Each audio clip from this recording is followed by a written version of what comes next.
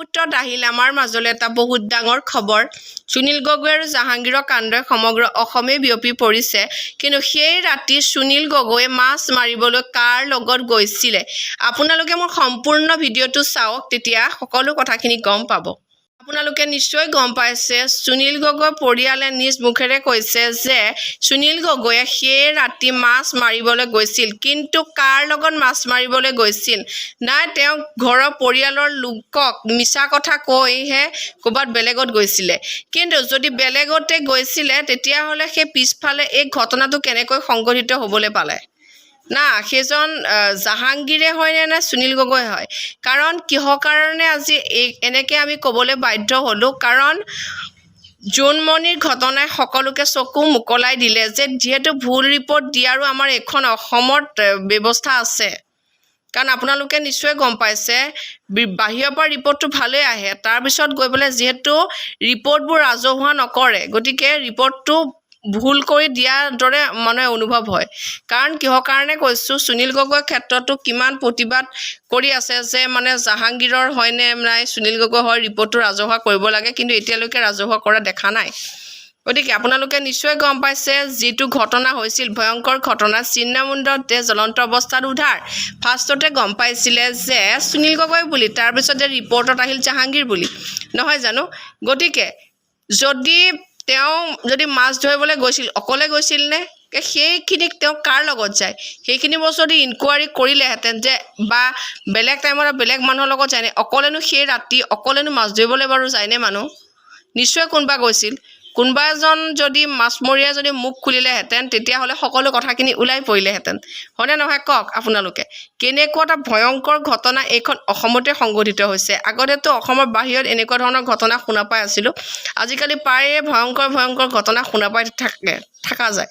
সঁচাকৈ বহুত বেছি বেয়া লাগে। কাৰণ আপোনালোকে নিশ্চয় গম পাইছে, এই ঘটনাটো ফাৰ্ষ্টৰ পৰা তদন্ত কৰি আছে, হয় নহয়? ইজনৰ পিছত সিজন বদলিও হৈছে, তাৰপিছত অসম আৰক্ষী বিফল হ'ল, তাৰপিছতে CID তদন্ত কৰি আছে। সুনীল গগৈ ঘৰ তদন্তকে পৰীক্ষা কৰিলে, একো ৰিপৰ্ট একোৱে নেপালে।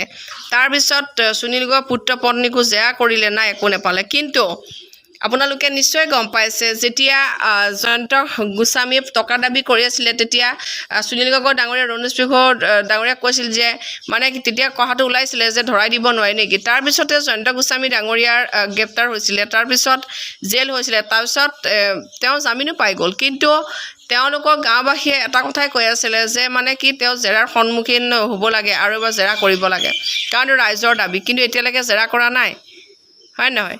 আমাৰ এনেও অসমৰ আইন ব্যৱস্থাটো প্ৰায় সেৰেঙা, কৈ আছে যে জুলাইৰ পৰা মানে দোষীক ভালমতে দি শাস্তি দিব, যি নেকি জাতিৰ দোষী দেশদ্ৰোহী কাম কৰিব তেওঁলোকক ফাঁচি দিব। এইবোৰ জানো সঁচাকৈ জানো প্ৰতিফলন হ'বনে, কাৰ্যকৰী হ'বনে? নাই, তেনেকৈ আলোচনা কৰিলে, সজাগতা সভা কৰিলে তেনেকৈ থাকিব।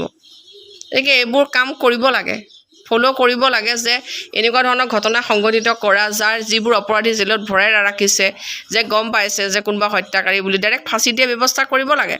এতিয়া লাহে লাহে অপৰাধী কমি যাব।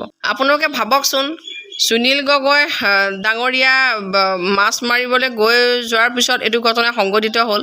তাৰপিছত গম পালে যে জাহাংগীৰ বুলি, কিন্তু জাহাংগীৰ আগদিনাখনেই সুনীল গগৈৰ ঘৰৰ পৰা পইচা লৈ পেলাই গৈছিল ডিব্ৰুগড়লৈ। কিন্তু সেইটো স্থানত একে টাইমতে জাহাংগীৰৰ মোবাইলো ছুইচ অফ হৈছে, আৰু সেইদিনাখন জাহাংগীৰেও ওচৰৰ 500 মিটাৰ এখন দোকানত আহিছে, সেইটো কথাও নিজৰ দোকানীজনে মুখ খুলিছে। তাৰ ভাবক তেনে ঘটনাটো কেনেকুৱা এটা ৰহস্যৰ মাজলৈ গৈ আছে।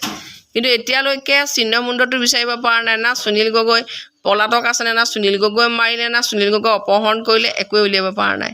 গতিকে আমি এটাই জানো যে অতি সোনকালে ভাল ষ্ট্ৰিক কৰি দিব লাগে, যাতে আৰক্ষীসকলে যাতে আমাৰ অসম চৰকাৰ এইটোৱে অনুৰোধ, এই কাণ্ডটোৰ প্ৰতি গুৰুত্ব দিয়ক। কাৰণ কিহৰ কাৰণে কৈছোঁ, এই কাণ্ডটো অকলে কৰিব নোৱাৰে নহয়। চিহ্নমুণ্ডত দেহ উদ্ধাৰ, এই ভয়ংকৰ কাণ্ডটো কেইবাজনো জড়িত আছে।